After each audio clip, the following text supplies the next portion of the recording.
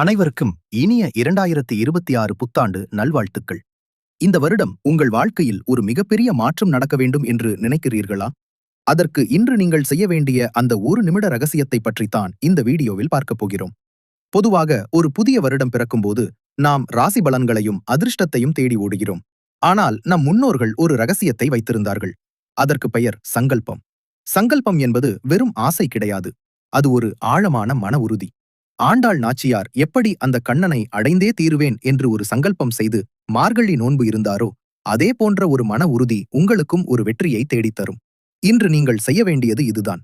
ஒரு நிமிடம் அமைதியாக கண்ணை மூடி இந்த 2026ஆம் ஆண்டில் நீங்கள் அடைய வேண்டிய ஒரு மிக முக்கியமான இலக்கை மனதிற்குள் நினைத்துக் கொள்ளுங்கள்.